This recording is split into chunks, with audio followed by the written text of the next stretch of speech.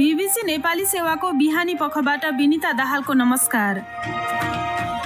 आज कार्यक्रममा आजबाट विद्युतीय राहदानी प्रयोगमा ल्याउन लागिएको अधिकारीहरूको भनाई, यसमा चाहिँ चिप्स हुन्छ र चिप्समा चाहिँ सम्बन्धित व्यक्तिको चाहिँ बायोग्राफिक डेटा पनि इन्क्लुडिङ हुन्छ। सवारी साधन अनुमति पत्रका लागि आज आवेदन दिनेले कहिलेसम्म परीक्षा दिन पाउँछन्? 4 व्हीलर 2-3 महिना जति लाग्छ, 2 व्हीलरको 6 महिना भन्दा बढी लाग्छ। यातायात व्यवस्था विभागका महानिर्देशक र वायु प्रदूषणका कारण दिल्लीमा लगाइएको लकडाउन अझै केही दिन जारी रहने। तर सबभन्दा पहिला आजका प्रमुख विश्व समाचार। विष्णु पोखरेलबाट समाचार सुन्नुहोस्।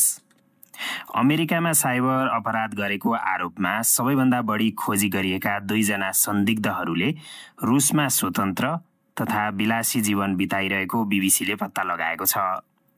म्याक्सिम युकोबेस र युगो तुरासेवमाथि अमेरिकी न्याय मन्त्रालयले अन्तर्राष्ट्रिय रूपमा कम्प्युटरहरूको ह्याकिङ गरेको, ब्याङ्कहरूमा ठगी गरेको लगायतका अभियोग लगाएको छ। एकजना बीबीसी संवाददाताले तुरासेवले मस्कोको फेडरेसन टावरबाट व्यापार गरिरहेको भेटेका छन्। त्यस्तै युकोबेसले पनि विलासी जीवन बिताइरहेको पाइएको छ।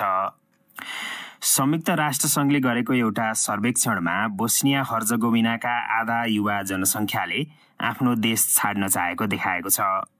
संयुक्त राष्ट्रसङ्घीय जनसङ्ख्या कोषले उक्त देशका 30 वर्षभन्दा मुनिका 47% युवाहरूले बसाई सर्न चाहेको चेतावनी दिएको छ। आर्थिक समृद्धिको अभाव र राजनीतिक अस्थिरताका कारण उनीहरूले देश छाड्न चाहेका हुन्। भारतको प्रदूषण नियन्त्रण प्राधिकरणले राजधानी दिल्लीमा वायु प्रदूषणका कारण लगाइएको आंशिक लकडाउनलाई विस्तारित गरेको छ। एक सातादेखि बन्द रहेका विद्यालय र कलेजहरू अर्को सूचना नआउन्जेलसम्म बन्द रहनेछन्। त्यस्तै त्यहाँ अत्यावश्यक बाहेकका सबै निर्माणका कार्यहरू आगामी आइतबारसम्म बन्द रहनेछन्। सरकारी तथा निजी कार्यालयहरूलाई कर्मचारीलाई घरैमा बसेर काम गर्न लगाउन भनिएको छ। भारतीय सर्वोच्च अदालतले गत साता वायु गुणस्तर बढाउन आवश्यक कदम चाल्न आदेश दिएको थियो। बीबीसीका दक्षिण एसिया क्षेत्रीय सम्पादक अनवरसन एथिराजन भन्छन्, सम्भवतः पहिलो पटक राजधानी दिल्लीमा प्रदूषणसँग जुझ्नका लागि उनीहरूले लकडाउन भन्ने शब्द प्रयोग गरिरहेका छन्।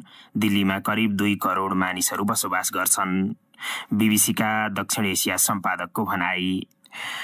अर्मेनियाले मंगलबार उनीहरूको साझा सीमामा घातक झडप पश्चात अजरबैजानसँग सङ्घर्ष विरामको अवस्थामा पुगेको बताएको छ।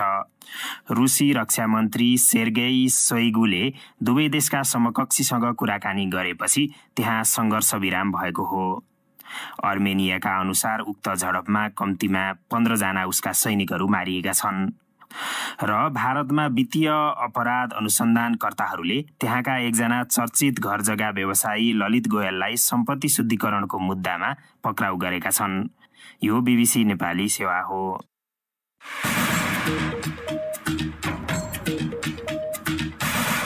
बिहानी पखमा तपाईलाई स्वागत छ। वैदेशिक यात्राका लागि मेसिन रिडेबल पासपोर्ट एमआरपी प्रयोग हुँदै आएकोमा आजदेखि त्यसको सट्टा विद्युतीय राहदानी ई पासपोर्ट जारी गर्न लागिएको राहदानी विभागका अधिकारीहरूले बताएका छन्।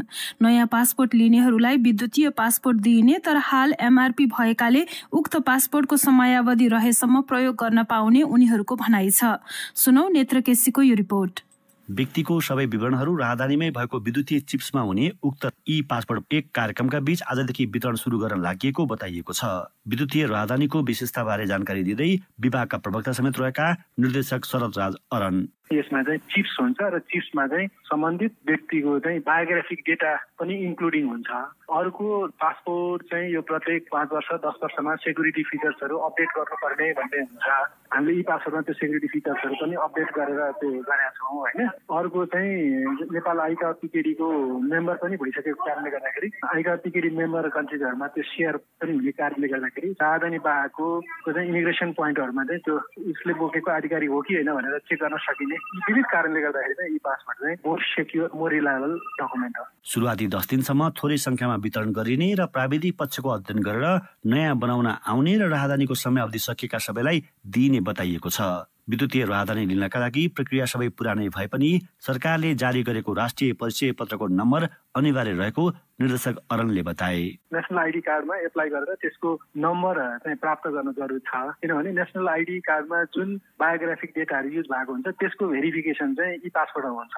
त्यसले गर्दाखेरि सम्बन्धित व्यक्तिभन्दा बाहेक अरूले कुनै पनि तरिकाले लिन नसकिने फ्रड केस कम हुने भएको कारणले गर्दाखेरि हो। त्यसैले यसको एउटा मात्रै शर्त भनेको चाहिँ नेसनल आइडी कार्डमा एप्लाई गर्नुपर्छ र त्यसबाट त्यो निन नम्बर लिएपछि मात्रै एप्लाई गर्न सकिन्छ। जस्तो विदेशमा रहनु भएको त नेसनल आइडी कार्ड बनाउन सम्भव हुँदैन नि त, भनेपछि उहाँहरूको केसमा चाहिँ एमआरपी जुन पासपोर्ट छ त्यही नै मुख्य आधार हो। एमआरपी भएकाले हाल विद्युतीय राहदानी लिन आवश्यक नरहेको विभागका अधिकारीहरूको भनाइ छ। हाल प्रयोग भइरहेको राहदानीको समय अवधि रहेसम्म उक्त राहदानी नै प्रयोग गर्न मिल्ने व्यवस्था गरिएको बताइएको छ। नेत्र केसी, BBC, काठमाडौँ। अर्को विषय, लामो समय बन्द रहेर गत कार्तिक दोस्रो सातादेखि सवारी चालक अनुमति पत्र लाइसेन्सको आवेदन खुलेपछि केही साताभित्रै लाखौंले आवेदन दिएको तर उनीहरूले परीक्षाका लागि केही महिना पछिको मात्र पालो पाएको अधिकारीहरूले बताएका छन्। अनलाइन प्रणालीबाट लाइसेन्सका लागि आवेदन दिनेको संख्या धेरै भइरहेका बेला यातायात व्यवस्था विभागले कार्यालय समयमा उक्त आवेदन लिँदा प्रणाली सुस्त भएको भन्दै बिहान 10 बजेदेखि साँझ 5 बजेसम्म आवेदन लिन नै बन्द गरेको जनाएको छ। यसै सन्दर्भमा हामीले विभागका महानिर्देशक नमराज घिमिरेलाई सम्पर्क गरी लाइसेन्स दिने प्रक्रिया किन सुस्त भएको भनेर सोधेका छौं। अलिकति यो लोड बढी पर्या हुनाले हामीले अनलाइन एप्लिकेसन यो 10 बजेदेखि 5 बजेसम्म चाहिँ अफिसियल काम मात्रै गर्ने, अनलाइन एप्लिकेसन नलिने, अनि अरू साँझ बिहान अरू बेलामा चाहिँ अनलाइन एप्लिकेसन लिने गरेर लकडाउन खुलिसकेपछि अनलाइन एप्लिकेसन भर्ने पनि करिब 2 लाख भन्दा बढी भइसकेका छन् हैन। अब उनीहरूको चाहिँ अहिले सिस्टमबाट अब 2022 को पछाडिको डेटहरू आइरहेको छ, तर अब बिस्तारै यातायात व्यवस्था कार्यालयहरूसँग चाहिँ हामी कोअर्डिनेसन गरेर अब उहाँहरूको अलिकति क्षमता बढाएर जुन क्यूमा बसेकाहरूको लागि चाहिँ चाँडैभन्दा चाँडै लाइसेन्सको परीक्षाहरू सञ्चालन गर्ने गरेर हामी कुराकानी गरिराखेका छौँ, त्यही अनुसारको तयारी गरिराखेका छौँ। मान्छेहरूले के भन्छन् भने सामान्य सेवा लिन पनि लामो लाइन लाग्नुपर्ने अवस्था आयो। जस्तो अहिले 2021 मा भर्या मान्छेको 2022 मा अथवा 6-7 महिना 8 महिना पछि पालो आउने गरी जुन खालको भयो, यो चाहिँ जनशक्तिको अभावले हो कि पूर्वाधारको अभावले हो कि अथवा चाहिँ इच्छा शक्तिको अभावले हो कि? होइन, इच्छा शक्ति होइन, जनशक्ति र पूर्वाधारकै अभाव हो। अब सबभन्दा पहिला हामीले के बुझ्नु पर्यो भने पहिला दिनको तपाईँको 100-150 जना मान्छेले लाइसेन्सको लागि एप्लाई गर्थे। लाइसेन्स भनेको चाहिँ एउटा रोजगारीको लागि चाहिन्छ, सवारी चलाउने रोजगारी गर्नको लागि चाहिन्छ भन्ने सोचाइ थियो। तर अब अहिले दैनिक नै 20-25 हजार मान्छेले एप्लाई गर्छन् र लाइसेन्स अब मान्छेको चाहिँ आवश्यकता भइसक्यो, स्किल भइसक्यो। किनभने 12 क्लास पास गरेको मान्छेले पनि कतै जागिर खान जानु पर्यो भने पनि सबैसँग चाहिँ ड्राइभिङ लाइसेन्स छ कि छैन भनेर यो ड्राइभिङ लाइसेन्स यसको माग बढ्यो। तर त्यो स्वरूपमा राज्यले कार्यालयहरू विस्तार गर्नुपर्ने लगायतको कामहरू गर्नको निम्ति चाहिँ नसकेकै हो। अब त्यसलाई चाहिँ जस्तो केले छेकेको छ, केले चाहिँ छेकेको रहेछ त यो? यसमा चाहिँ के छ भने पहिला चाहिँ यो अब संघीय सरकारको अधिकार क्षेत्रभित्र पर्थ्यो होइन। जस्तो यातायात व्यवस्था विभागमा अहिले मलाई त्यो महसुस भएको छ, तर अब मैले सवारी कार्यालयहरू अथवा यातायात लाइसेन्स वितरण कार्यालयहरू विस्तार गर्न मेरो अधिकार क्षेत्रभित्र पर्दैन, यो प्रदेश सरकारको अधिकार क्षेत्रभित्र पर्छ। प्रदेश सरकारहरूले पनि गरिराख्नु भएको छ। जस्तै काठमाडौँमा 3-4 वर्ष अगाडि एउटा मात्रै एकान्त कुनामा सवारी चालक अनुमति पत्र वितरण गर्ने थियो भने अहिले 4वटा भएको छ। तर काठमाडौँमा चाहिँ 4वटाले पनि पुग्ने अवस्था छैन, अझ कार्यालयहरू थप्नुपर्ने अवस्था छ। बागमती प्रदेश सरकारसँग यो विषयमा हामीले छलफल पनि गरेका छौँ। कति मान्छेले के पनि भनिरहेछन् भने जान चाहिँ सरकारले अथवा यातायात व्यवस्था विभागले ढिलो हुने गरी अथवा त्यो खालको पूर्वाधार बनाइदिने, किनभने विभिन्न बिचौलिया मार्फत अनेक खाले लाभ लिनका लागि यसो गरे भनेर पनि आरोप लाउँछन् कति मान्छेले। होइन, यस्तो अब हिजोको समयमा त्यस्ता कुराहरू नभएका होइन, भएका पनि होलान् कतिपय कुरा, तर अहिलेको जमाना त्यस्तो छैन। हेर्नुहोस्, अहिले पब्लिक यति धेरै चाहिँ सचेत भइसकेका छ कि तपाईँ हामी कर्मचारीले भन्दैमा उसले पत्याउनेवाला पनि छैन। कर्मचारीले अप्ठ्यारो सिर्जना गरेर सेवाग्राहीलाई दुःख दिएर त्यसबाट लाभ लिउँला भन्ने कुरा अब नसोचे पनि हुन्छ। अन्त्यमा नवराजजी, अब आज यो लाइसेन्सका लागि निवेदन दिएको मान्छेले कति महिनामा चाहिँ उसले लाइसेन्स पाउँछ ठ्याक्कै भन्दिनु? 4 व्हिलरको 2-3 महिना जति लाग्छ, 2 व्हिलरको 6 महिना भन्दा बढी लाग्छ। तर हेभी बस ट्रकको चाहिँ तपाईँले आज एप्लाई गर्नुभयो भनेदेखि 1 हप्ता पछाडि नै चाहिँ पालो आउँछ होइन। केमा पब्लिक डिमान्ड बढी छ भन्ने कुराले निर्धारण गर्ने गर्ने भएको हुनाले टु व्हिलरमा एकदमै ठुलो चाप छ। टु व्हिलरको चाहिँ हामी 6 महिना अगाडि चाहिँ मान्छेलाई पालो दिन सक्ने अहिले अवस्था देखिन्न, तर फोर व्हिलर र हेभीहरूमा त तुरुन्तै आउँछ। उनी थिए यातायात व्यवस्था विभागका महानिर्देशक नमराज घिमिरे। साथी विष्णु पोखरेलसँग कुरा गर्दै। तपाईँ बीबीसी नेपाली सेवाको बिहानी पख सुनिरहनु भएको छ। अब देश बाहिरको एउटा खबर। वायु प्रदूषणका कारण भारतको राजधानी दिल्लीमा लगाइएको आंशिक लकडाउन अझै केही दिन जारी रहने भएको छ।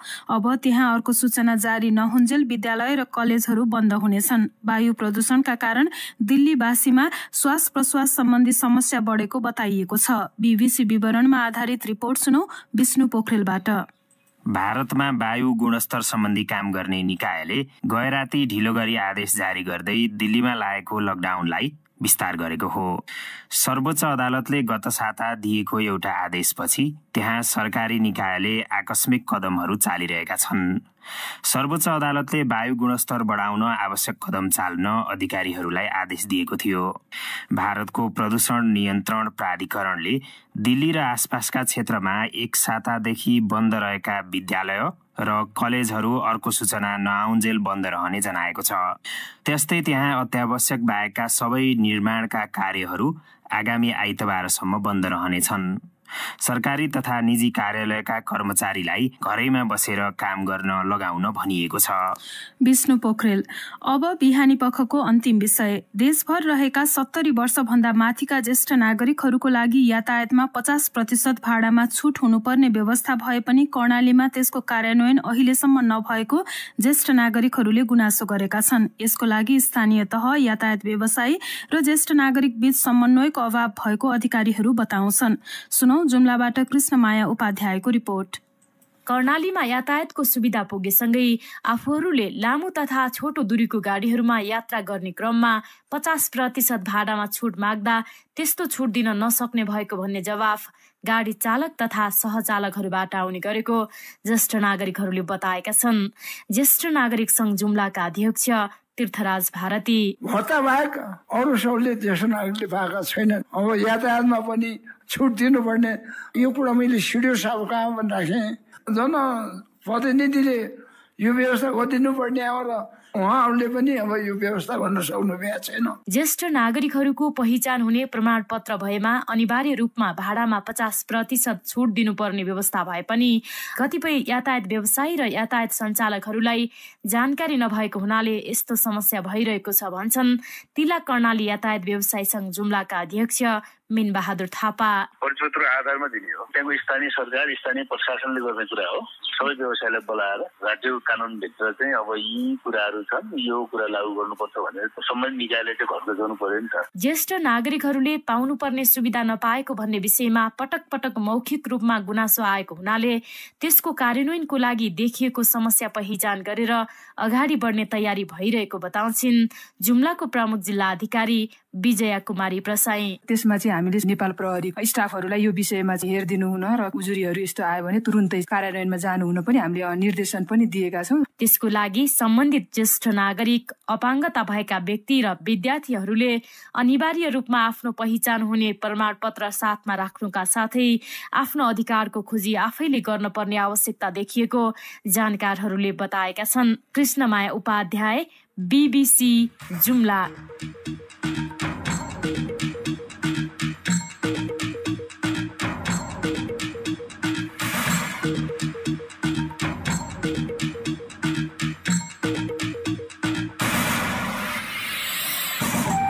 हवस् त, यसका साथै बीबीसी नेपाली सेवाको बिहानी पख यही सकिन्छ। अब बेलुकी पाउने 9 बजे साँझ पख लिएर हामी फेरि उपस्थित हुनेछौँ। त्यति बेलासम्मका लागि हामी सबैलाई बिदा दिनुहोस्। नमस्कार।